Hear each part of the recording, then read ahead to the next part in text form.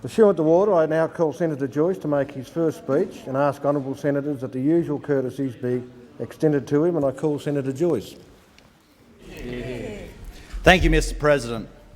Firstly, I would like to acknowledge my parents who brought me into this world, my wife Natalie and children Bridget, Julia, Caroline and Odette who support me in this world, and my God who oversees all and hopefully I will meet in the next. I read this speech to my wife in the TV room at home and was impressed how diligently she listened until I realised she was asleep. To the people of Queensland, I am your Senator and your servant. In serving you to my best ability, I will be fulfilling the best role for our country and fulfilling the constitutional role laid out for our nation at its inception and after years of deliberation.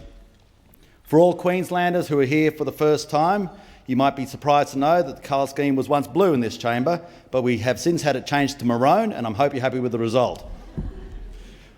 What cannot be changed, and is still the dilemma, is that politics talks in riddles and packs with verbiage what is absolutely crystal clear at the mother's morning tea or the local hotel. Politics appears to be the art of telling half the story and your followers guess the rest, while using the absence of the complete message as a defence against the implication drawn by your deriders. When things get contentious, we blame our faction or the joint party room as a reason that plasters over a personal political ambition. As with human nature, this is not unique to Australia, but leaves a political monoculture that can be less than inspiring and does not give credit to the public's ability to hear all sides of the debate and understand that a decision which favours one side has to be made. I know it may be truly naive, but it would be nice to see the debate unencumbered in this chamber, not in the caucus room or in the joint party room. Neither of these are mentioned in the Constitution, and it is a convenient appendix designed by political parties that was specifically not entertained in the Constitution. Our nation stands at the edge of a new epoch. Together in this House, we have all been given the immense honour and responsibility to navigate our Australia in a world tormented or governed by new elements. Elements such as new diseases, including the H5N1 virus, which could decimate our country's social and economic fabric, Islamic or other fundamentalism, or the emergence, as mentioned earlier here tonight, of China as a new superpower. Managed well, these issues will drive our nation's sails to a new destiny, or alternatively, not managed, cast us upon the savage rocks. Eternal vigilance alone will not sustain us. It has to be a partner of considered but resolute action. There will be as much in amendments to the rules of this century as there was between the turmoil of the 20th century and its antecedent. Compounding this is that the efficacy of previous alliances may wane as new threats to our belief structure rise. There is only one defence to this, and that is our eternal belief that we must construct a strong and self-sufficient nation on a platform of a society where children live quiet and unaffected prior to the turmoil of adulthood. To achieve this, we must encourage a just parliament, vibrant enough to consider all alternatives. There is a new troika whose reins we hold, and the horses are firstly the relationship between the new international dynamics of emerging superpowers and our future in reference between that and our current economic and personal freedoms. Next is the survival of the Australian principle to pursue your own potential in business and belief so as to attain your highest potential of personal freedom by being master of the greatest portion of your life. Whilst pursuing this, there must be the respect of the totality of lives of others, irrespective of what stage that human life is at. Finally, to be brave enough in this House that we believe that it is not only good for our nation, but intrinsically good for our region, and our world, that we develop a strong and robust country that inspires the freedoms we hold dear as a common goal of all peoples, and as such is our legacy to this world in which we live. My small part in this greater design is to work with and be considerate of all my colleagues here in protecting those wider principles, whilst pursuing those issues that the National Party has given a commitment to the people of Queensland that I would pursue on their behalf. My National Party Senate team took to the people of Queensland 4 issues, and these were framed on the greater freedom of the individual in balance with the greater interest of the community in which we live. the over-centralisation of the retail market, mandated ethanol usage, zonal taxation and core family values. As particular as these issues are, they reflected a wider and deeper philosophical commitment by the National Party to the lives of its constituents and reflected the Senate's role as the House representing not a factional or particular interest, but the interests of the state. The purpose of the economy is not to produce the lowest priced product for the end consumer. That may be a consequence of a good economy, but it is not the purpose. The purpose of the economy is to create the greater nexus between the wealth of the nation and its people, and it generally does this through small business. Today we have accepted a situation in Australia that would be unacceptable elsewhere in the world, that we allow two retailers to control between 75 and 85% of our retail market. In the USA, you need to count the top 12 retailers before you arrive at the market share that our top two have. In the UK, it is the top 8. In Australia, this disenfranchises the right of our citizens to attain the greatest level of their personal freedom by attaining the highest level of control over their destiny, which comes by being master of your own business. The freedom I will pursue is the choice to enter and chart your own commercial life, and in doing so give a greater breadth to the economy in which we are all benefactors. New and expanded products, new managerial techniques, new holders of wealth, investing in new areas of the nation is a vision that is peculiar to any economy or part thereof that stays in front of the vast wave of economic prosperity. Likewise, we must look to those areas of our nation that have been left behind or have never been part of the economic prosperity that is so apparent in Australia today. This government, the government under whose stewardship we currently prosper, has responsibility to look into the corners where the dust has settled and there is a socio-economic bind. If a regional area produces little or no return when we compare the tax revenue to the social security costs, then little is lost by capping the tax rate. If we cap it for the individual who both works and lives in this area, then we have proceeded on the first step to inspire development of new areas of our continent. We have to believe that this House represents a nation that has the bravery to frame a new chapter that utilises the gifts God has bestowed on us in a form that goes beyond minor manipulations of the residential construction-based service industries of current major metropolitan coastal centres. We must bolt on to those sections of the economy that place product on the boat that sustains the standard of living that so many of our citizens take as a birthright. You cannot be a great nation of kitchen renovators. In developing our current industry strengths in new areas by new entrants, we also relieve the public infrastructure gridlock that is becoming so apparent in the Sydney Basin or the southeast corner of Queensland. There is little wrong with the roads in Sydney or Brisbane, it is just that there are too many cars on them. If we do not decisively move now to give a greater reason to live elsewhere, and preferably inland, then what are we to expect except an exacerbation of the current water, transport, social and environmental problems that are becoming more and more evident in these megacities in the most sparsely populated nation on earth. The only thing that is stopping us is the fear of trying.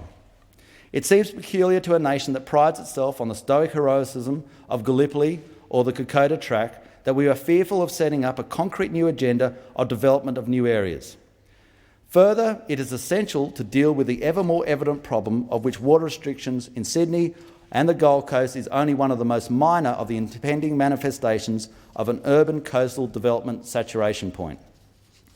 Our nation cannot expect to prevail with its transport needs if it has to import an oil-based product that is limited in supply with an ever-escalating demand driven by nations such as India and China.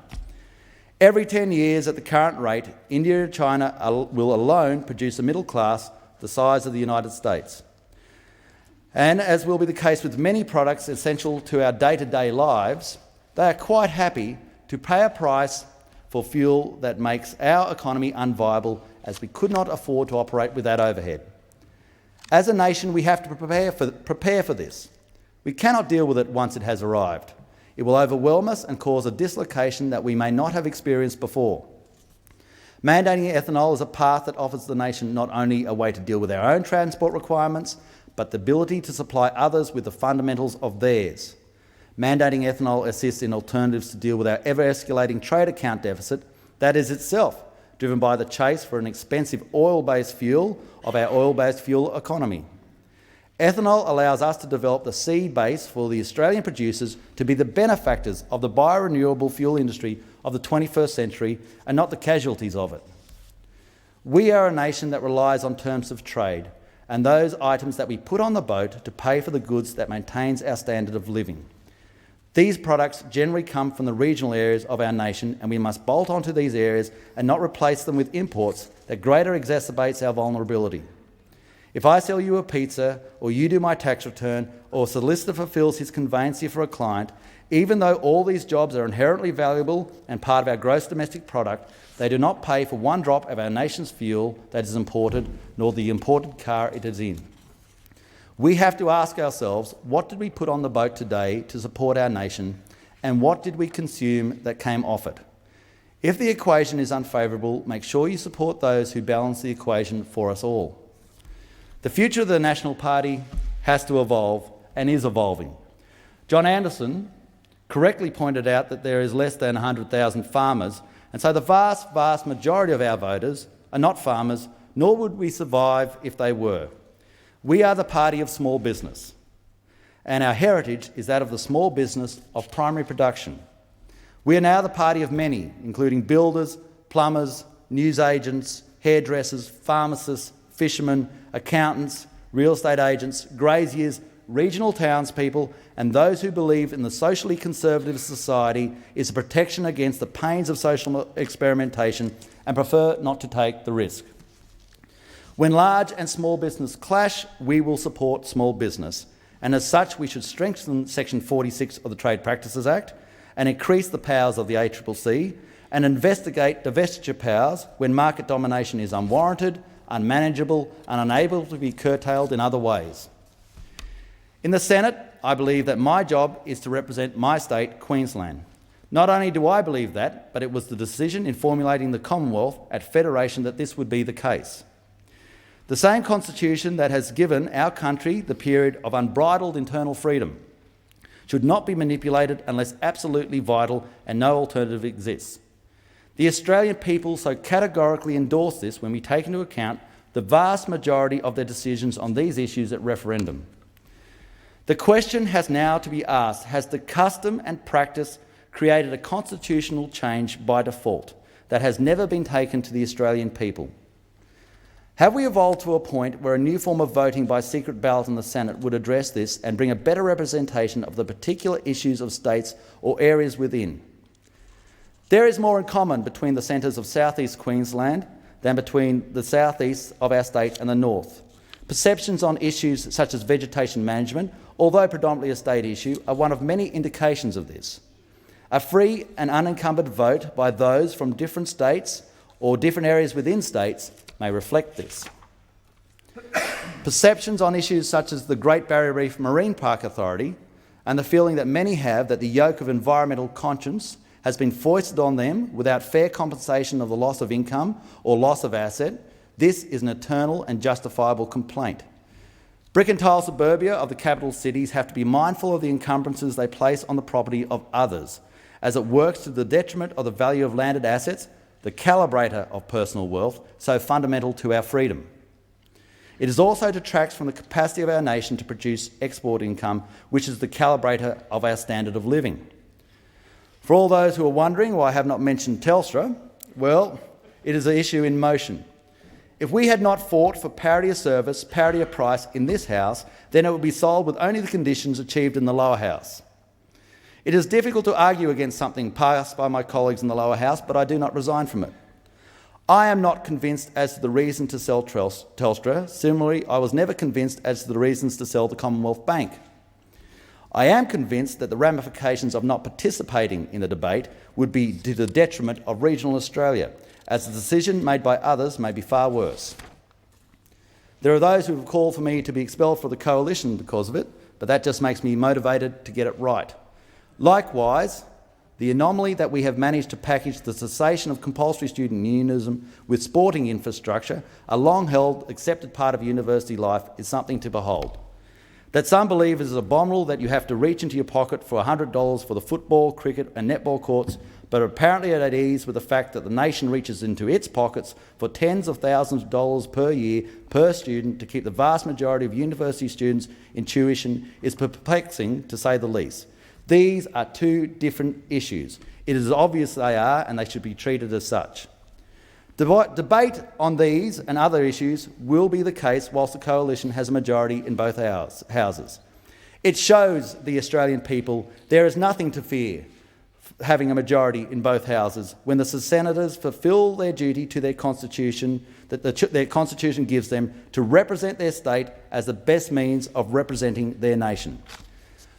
Away from partisan politics, I would dearly love to have this House open its heart and have the courage to a broader debate on when we attained our right to be nurtured, protected and supported to our full potential. At what point between conception and when we leave the moorings of our family as an independent adult do we attain the rights of a human with the protection it affords, and what is the philosophical premise of this position? I believe if we are brave enough to have a respectful, non-politically aligned debate on this, the most important of all issues, then we have already grown by reason of this, and as such be on the road to being a greater nation. Abortion is the slavery debate of our time. It is brokered by good people on both sides. Long after the annals of time have forgotten that there ever was a National Party, a Liberal Party or a Labor Party, the immutable argument of the worth of human life will prevail and the acknowledgement of those who stood to defend it. My debate is with the action, not with the qualities or the attributes of the person. There are no winners on abortion. All are left scarred and hurt, and there has to be a better way. The fact that I stand here is testament, firstly, to my wife Natalie and my children.